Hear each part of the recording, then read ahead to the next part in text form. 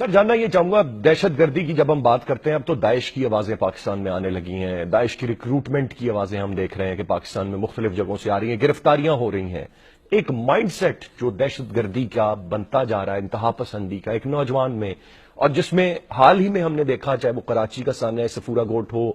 یا دیگر معاملات ہوں، کہ پڑھے لکھے نوجوان انتہا پسندی دہشت گردی کی طرف مائل ہوئے۔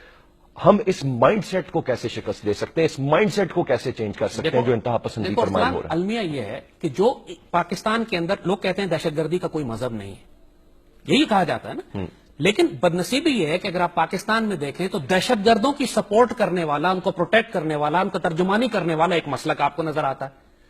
اور اس مسلک کے فالوورز ہیں پاکستان میں، اور وہ یا تو کھلم کھلا حمایت کرتے ہیں، فضل الرحمان اور سمیع الحق جیسے لوگ، لال مسجد جیسے لوگ جو ایکچوئل پروموٹ کر رہے ہیں، کھل کے حمایت کر رہے ہیں، ان کو بچا رہے ہیں،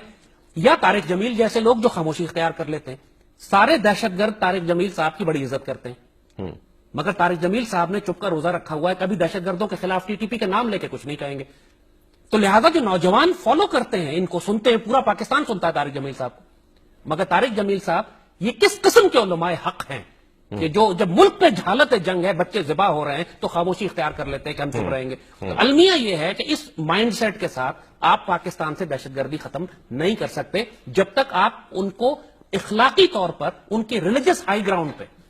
بھئی بریلوی علماء یا شیعہ علماء یا اہل حدیث علماء اگر فتویٰ دیتے رہے ٹی ٹی پی کے خلاف، ٹی ٹی پی کو فرق نہیں پڑتا، ٹی ٹی پی سنے گی دیوبندی علماء کی، دیوبندی علماء یا ان کے حمایتی ہیں یا خاموش ہیں۔ تو لہذا اب کیا کرائسس ہے تو یہ ایک بہت بڑا نیشنل کرائسس ہے ہمارا، کہ ہم کو ان علماء کو کنفرنٹ کرنا ہے، چاہیے بچوں کی لاشیں ان کے آگے رکھے اور ان سے کہے کہ اللہ کے بندو ابھی بھی چپ رہو گے کیا؟ اگر یہ بیان کرنا شروع کر دینا تو کام آسان ہو جائے گا۔ ہمارے بچوں کا خون اس لیے بہ رہا ہے کہ علماء خاموش یا دہشت گردوں سے مل گئے جا کے۔